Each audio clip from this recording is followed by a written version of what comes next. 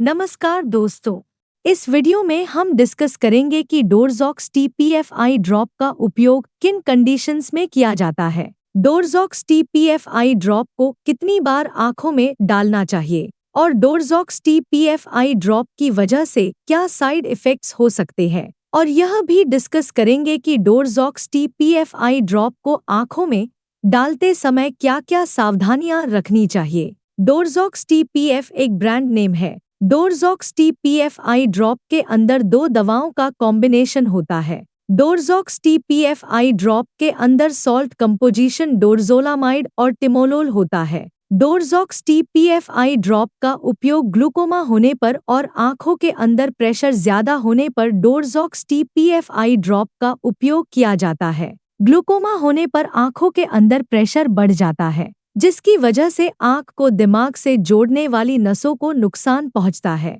जिसको optic nerve भी कहा जाता है। ऑप्टिक नर्व आंखों को दिमाग से जोड़ती है और ऑप्टिक नर्व डैमेज होने पर नजर कम हो सकती है और अंधापन भी हो सकता है। इस स्थिति को ग्लूकोमा भी कहते हैं। ग्लूकोमा होने पर आंखों की रोशनी धीरे धीरे कम हो जाती है। डोर्ज़ॉक्स TPF-I ड्रॉप आंखों के अंदर प्रेशर को कम करती है और ग्लूकोमा की वजह से आंखों को होने वाले नुकसान से बचाव करती है। दोस्तों, कृपया वीडियो को लाइक करना न भूलें। साइड इफ़ेक्ट्स की बात करें तो वैसे तो ज़्यादातर व्यक्तियों में डोर्ज़ॉक्स TPF-I ड्रॉप की वजह से कोई साइड इफ़ेक्ट्स नहीं होते हैं, लेकिन कुछ % व्यक्तियों में डोर्ज़ॉक्स TPF-I ड्रॉप की वजह से कुछ साइड इफ़ेक्ट्स हो सकते हैं, जैसे मुंह के स्वाद में बदलाव होना, सिरदर्द होना, आंखों का लाल होना, आंखों में सूजन होना, आंखों में जलन होना, आंखों में खुजली होना और आंखों की दृष्टि का कुछ समय के लिए धुंधला होना आदि साइड इफ़ेक्ट्स डोर्ज़ॉक्स TPF-I ड्रॉप की वजह से हो सकते हैं।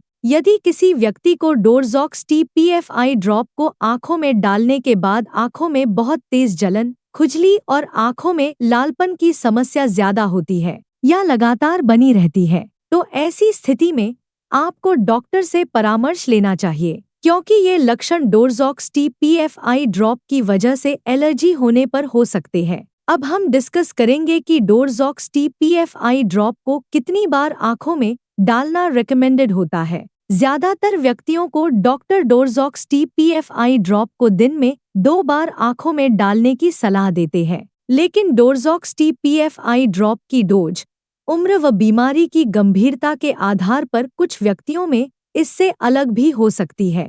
इसलिए आपको डोर्ज़ॉक्स TPF-I ड्रॉप को आपके डॉक्टर द्वारा बताई गई डोज में ही डालना चाहिए। अब हम डिस्कस करेंगे कि डोर्ज़ॉक्स TPF-I ड्रॉप को आंखों में डालते समय क्या-क्या सावधानियां रखनी चाहिए। डोर्ज़ॉक्स TPF-I ड्रॉप को आंखों में डालने के बाद डोर्ज़ॉक्स TPF-I ड्रॉप के ढक्कन को तुरंत ही बंद कर देना चाहिए और डोर्ज़ॉक्स TPF-I ड्रॉप की बोतल की चोंच को कभी भी उंगली या हाथ से नहीं छूना चाहिए, क्योंकि ऐसा करने की वजह से डोर्ज़ॉक्स TPF-I ड्रॉप खराब हो सकती है और आंखों में इन्फेक्शन हो सकता है। डोर्ज़ॉक्स TPF-I ड्रॉप को आंखों में डालने के बाद कम से कम 20 मिनट तक किसी अन्य दूसरी आई ड्रॉप को नहीं डालना चाहिए। डोर्ज़ॉक्स TPF-I ड्रॉप की बोतल को एक बार खोल लेने के बाद डोर्ज़ॉक्स TPF-I ड्रॉप की उस बोतल का उपयोग 1 महीने के अंदर कर लेना चाहिए और डोर्ज़ॉक्स TPF-I ड्रॉप की खुली हुई 1 महीने से पुरानी आई ड्रॉप को आंखों में नहीं डालना चाहिए।